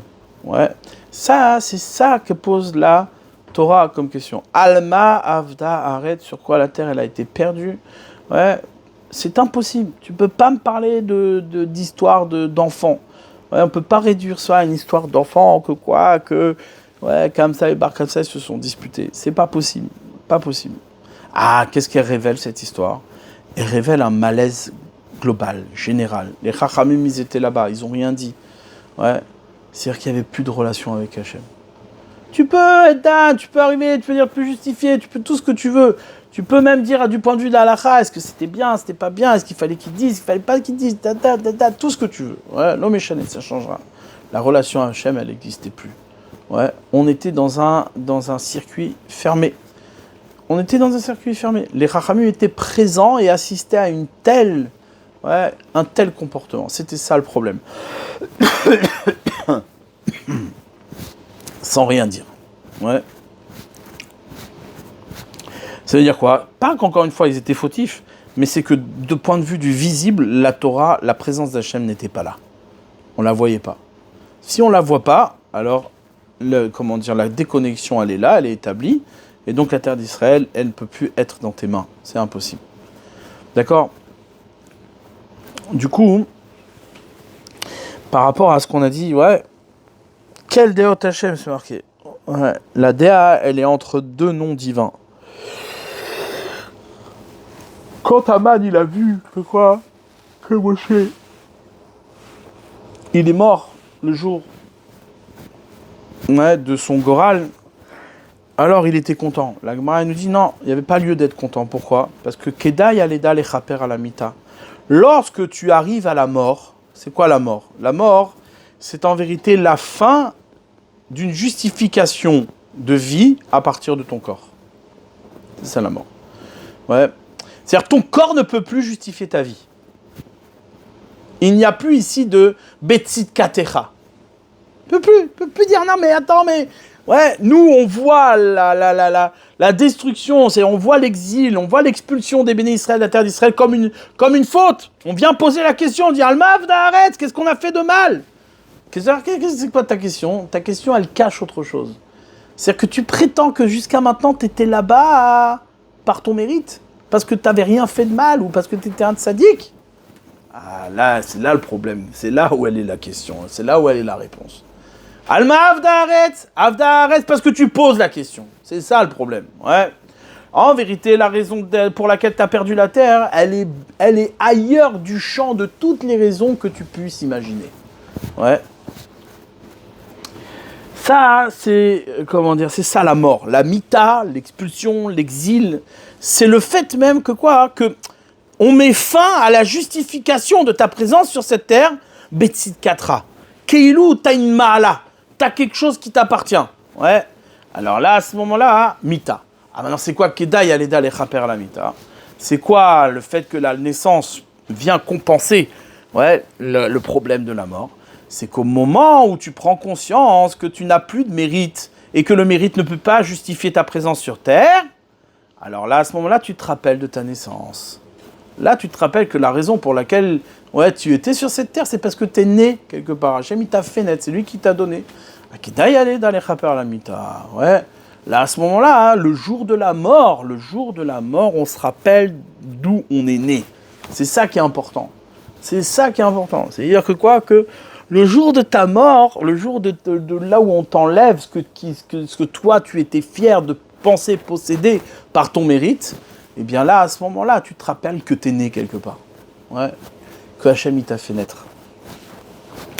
Donc à ce moment-là, lorsque les bénis Israël sont expulsés de la terre d'Israël, et qui se retrouvent parmi les goïms, et qui voient qu'au bout du compte, tout le monde dans lequel ils vivent, c'est un monde qui, de toute manière, il vaut rien, il amène nulle part. Ouais, ils vont essayer plein de choses, dans leur truc. À chaque fois, par l'entêtement, ils vont penser qu'ils ont un tzedek, ils ont une justification, on est méritant, on mérite quelque chose, on est là, on a fait. Ouais, et tu sais, les Juifs, ils ont apporté énormément au monde, et si aujourd'hui c'est comme ça dans le monde, alors c'est grâce aux Juifs, et tu sais, en fait, il y a le plus grand prix Nobel, et trucs, et machin, et tous les trucs qui sont pas juifs, en fait, tous les trucs qui sont pas juifs, toi t'es là, tu veux te les ramener et te le mettre sur ton compte, en banque, ouais. Depuis quand on s'intéresse au prix Nobel? Depuis quand un Juif, il est fier d'un prix Nobel? Depuis quand? C'est Boucha avec Kherpa, on fait même pas de bracha sur un. Ouais, bracha levatala, ça veut rien dire. D'accord? Donc, c'est-à-dire. Donc, du coup, qu'est-ce qui se passe? Pendant des générations, tu vas essayer de justifier, de dire, Betsit Kati, et nous on mérite, et tu comprends, on est sorti de la Shoah, et trucs, et machin, et et tout, tu vas prendre plein de justifications, tu vas mettre. Et à la fin, Mita. Le jour de Tisha B'Av, c'est le rendez-vous avec ta mort. Ouais. C'est le rendez-vous avec ta mort dans le sens où, Bémet, tu te rends compte que, tu dois te rendre compte que tout ça, t'as rien pour justifier ta présence sur la terre d'Israël. Rien. La terre d'Israël, ta relation avec Hachem n'est pas établie. Elle n'existe pas. Là, quand tu arrives à ça, lorsque tu arrives, Bémet, à ressentir que tu n'as plus de relation avec Hachem, mais que tu n'as rien de toi qui puisse justifier cette relation, alors là, à ce moment-là, Kedai aleda lechaper lamita. Alors la leda, la naissance, elle revient dans tes horizons, elle revient dans ta tête. Et donc du coup, tu prends conscience que la seule raison qui fait que tu puisses rester sur cette terre, ou que tu puisses, accueillir la présence divine, c'est quoi? C'est parce que tu es né, parce que Hachem il t'a donné. Ouais. Là, quand tu arrives à ça, alors là, ouais, c'est pour ça que le jour de Tisha B'Av, il a cette ambiguïté-là. À la fois, c'est un jour de destruction, mais c'est un moed. C'est un moed. Pourquoi? Parce qu'il y a dans la destruction la possibilité, la visibilité de ce que tu es véritablement. Et donc de ce qui fait qu'il y a un lien avec Hachem. Tant que tu n'as pas vécu cette mita, tu ne peux pas avoir de lien avec Hachem. C'est impossible.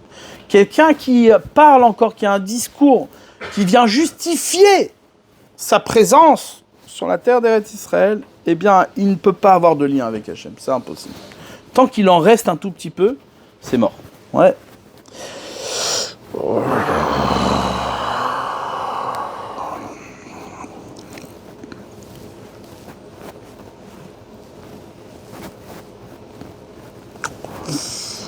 Comme il disait le Chafetz Chaim, comme ça c'est ramené, Rabbi Elchanan Serman il est ramené au nom du Chafetz Chaim. Ouais, il dit le plus dur dans la terre d'Eretz Israël, c'est pas le fait d'y être.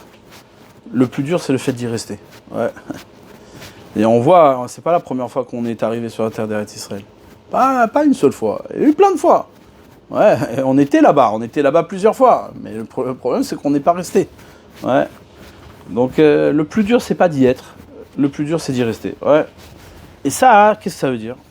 Ça veut dire, encore une fois, que c'est pas par ton mérite que tu es là-bas. Maintenant, encore une fois, c'est-à-dire, c'est pas une histoire dans la relation avec Hachem, cette relation-là, elle est indispensable. C'est-à-dire, il faut la définir.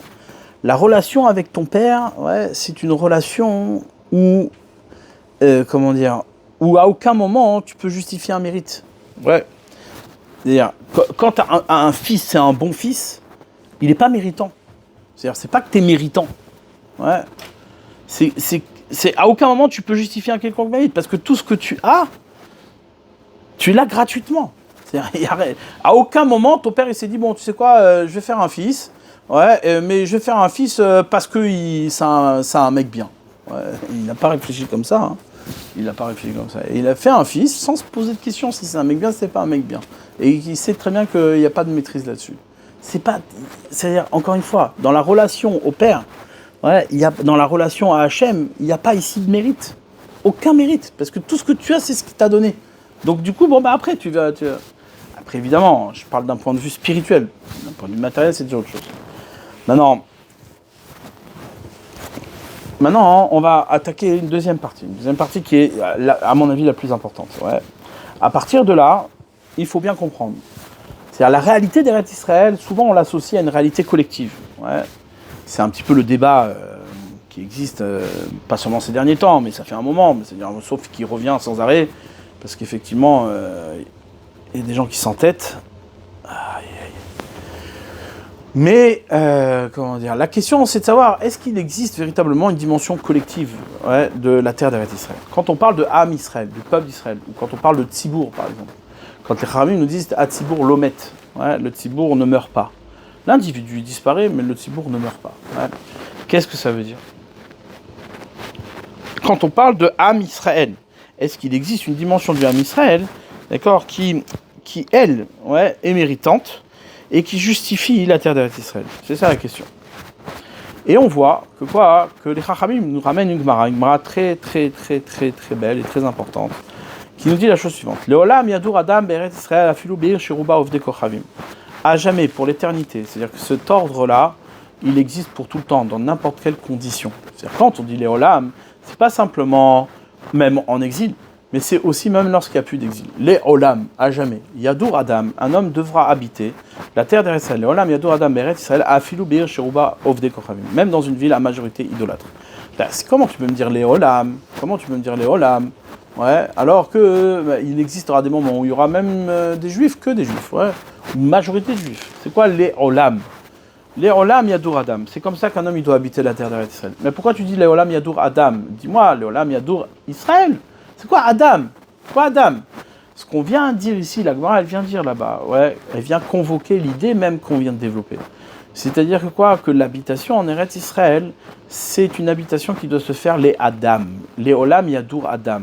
La convocation, l'impératif d'habiter la terre d'Israël, elle s'impose au Adam, à la dimension du Adam. Quand on parle de Adam, on parle évidemment du Adam, tel que Hachem il a voulu, tel que Hachem il a créé. Les Olam Yadur Adam, c'est-à-dire que quoi? Même dans une ville à majorité idolâtre. C'est-à-dire que ton lien avec la terre d'Israël ne peut être une justification qui est une justification autre que le Adam.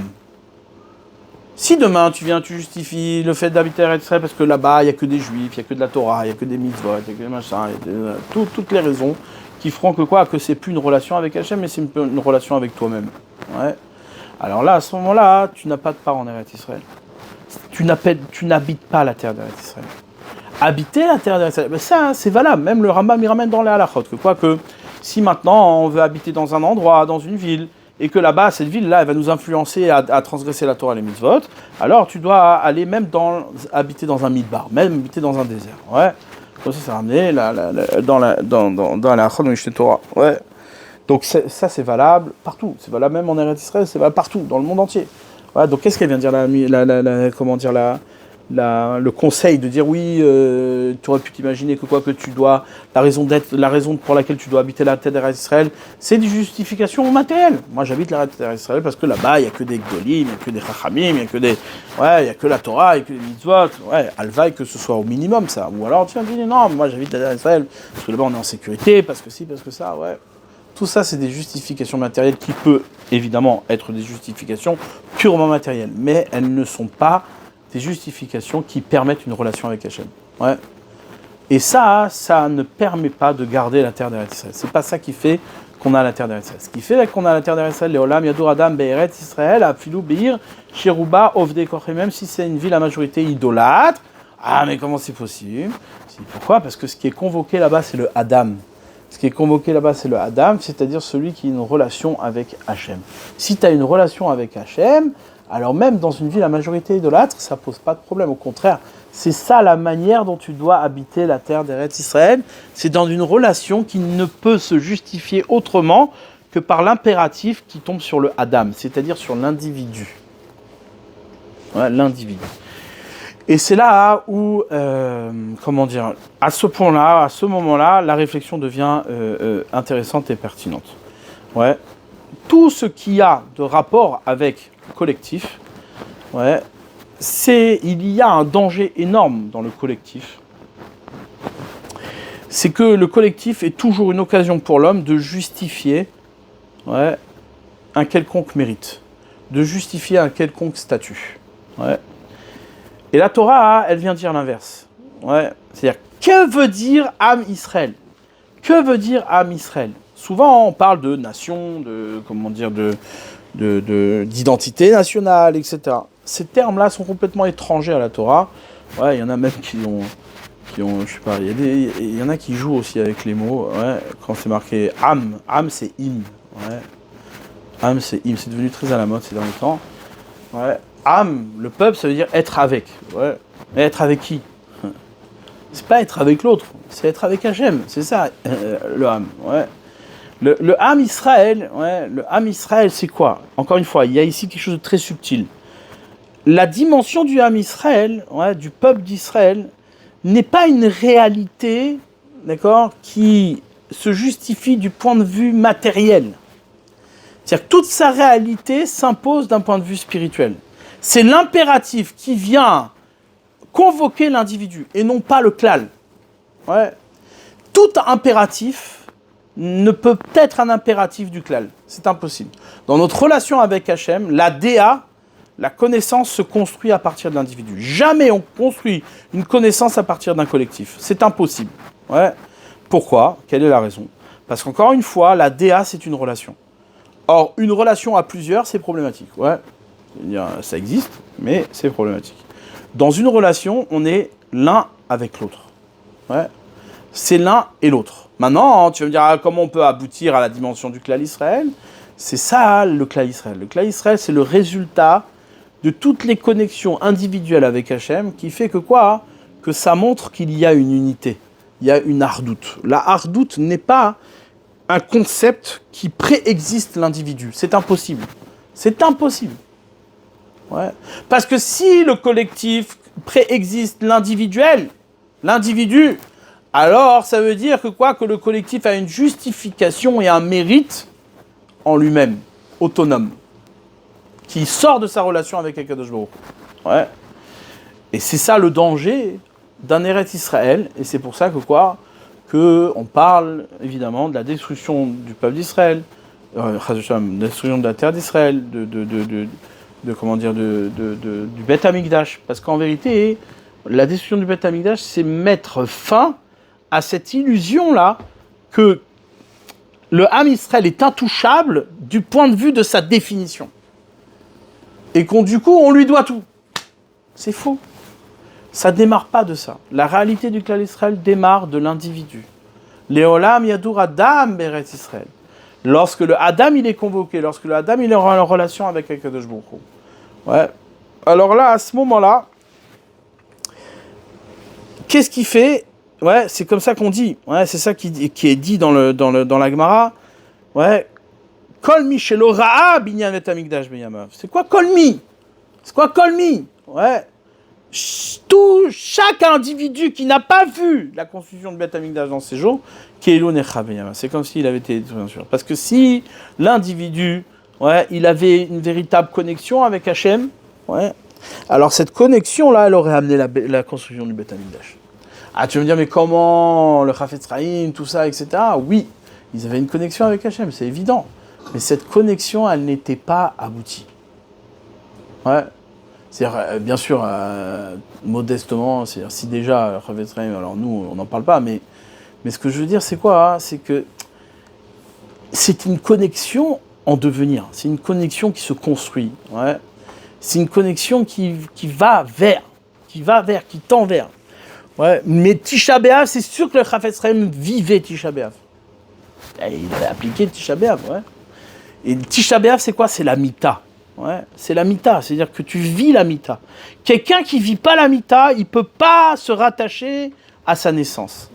Cette dimension-là, elle est une dimension qui est exigée de tout à chacun et qui justement, ouais, amène la reconstruction, qui amène la possibilité de revenir, de redéfinir, ouais, les raisons pour lesquelles tu peux rentrer en Eretz Israël ou d'avoir la reconstruction du Beth Amikdash.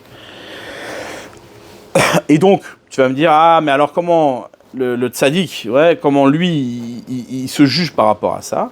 C'est pas Chas v'Shalom que quoi, il peut voir la reconstruction du Beth Amikdash, mais il voit une relation avec Hachem qui est une relation individuelle. Cette relation individuelle doit pouvoir exister chez chacun avant de devenir une relation collective. C'est impossible. Avant ça, c'est impossible.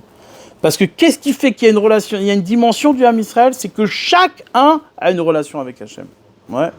Si chacun a une relation avec Hachem, alors ça montre qu'il y a une ardoute, il y a une unité dans ce qui va être chaque élément dans le monde ne peut être épargné d'une occasion avec une relation avec Hachem. Si un individu du Klal Israël n'a pas de relation avec Hachem, c'est que quelque part, ouais, eh bien, il y a un endroit dans le monde, ouais, où Hachem n'est pas là. Ça, c'est la destruction du Beth Amikdash. C'est ça, la destruction du Beth Amikdash. Si tu penses que c'est possible, c'est la destruction du Beth Amikdash. Ouais. Maintenant, là, ici, ce que l'on voit, ouais, pour conclure l'idée ici, ouais, ce que l'on voit, c'est que, essentiellement, un homme, c'est-à-dire la destruction du Beth Amikdash, c'est Chisaron Sheladat. C'est l'exil du date, c'est l'exil de la connaissance. Ouais, l'exil de la connaissance. C'est-à-dire que le seul travail qu'il y a à faire aujourd'hui, et comme c'est marqué, ouais, la Mishnah, la Gemara, elle ramène, que quoi? Que miyom shenecha bet hamikdash, en la kadosh baruch hu beolamo, et la arba amot shel halacha. Ouais, il n'a dans son monde, ouais, il faut le prendre texto tel qu'il s'est marqué, c'est-à-dire sinon tu n'es pas cohérent.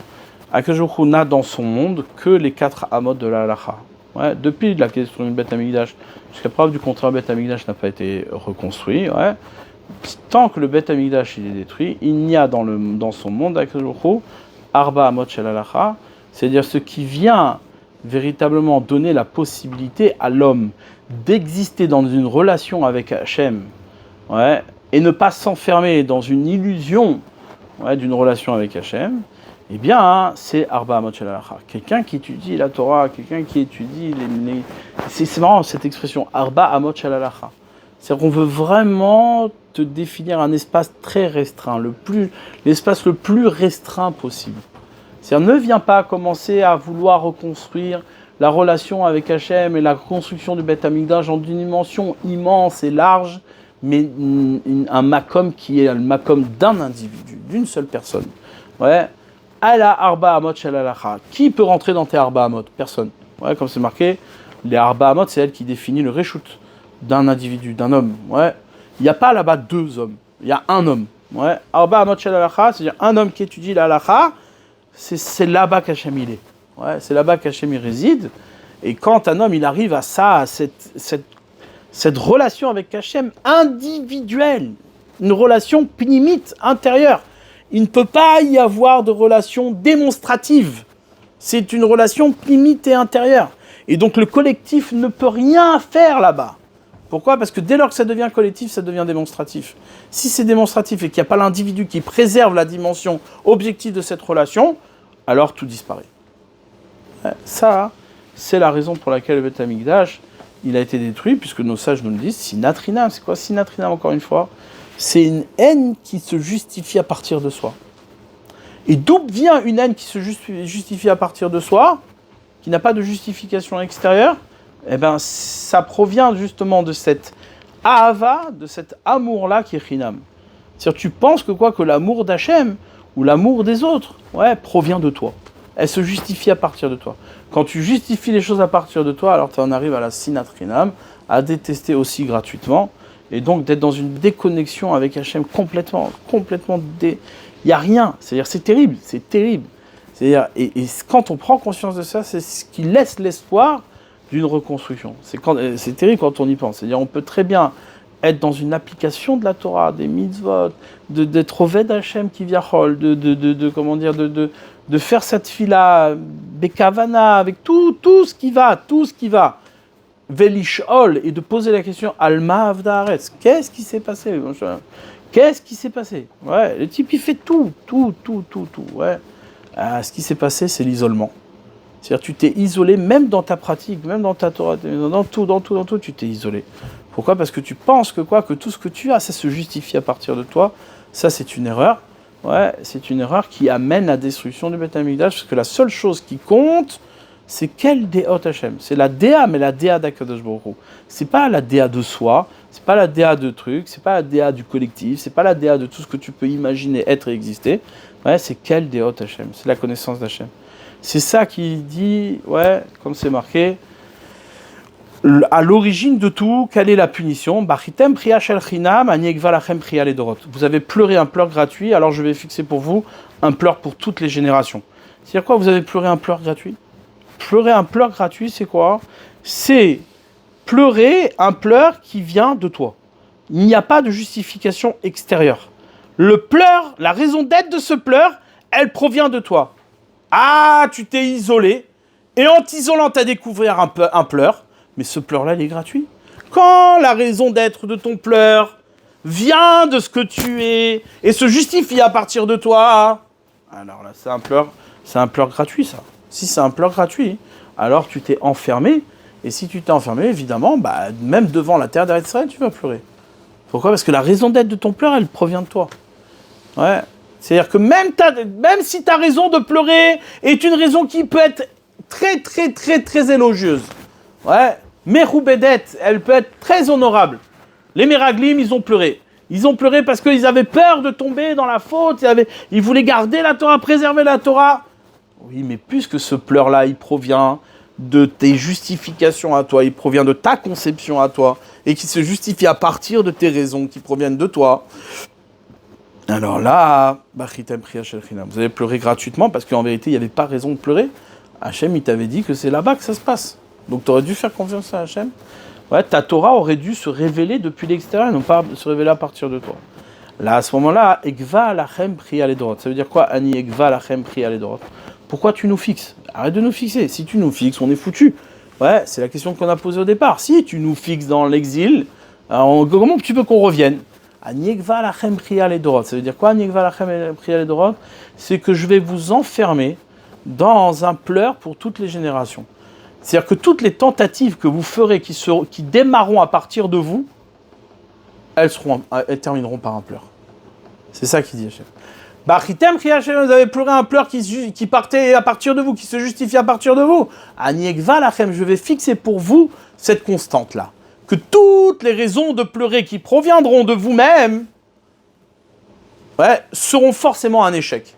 À chaque fois que tu construiras un chemin qui aura toutes ces justifications à partir de toi-même, il ne sera pas dans une relation avec Akadosh Baruch Hu, alors elles finiront par un pleur. Et ça, c'est notre chance. C'est notre chance.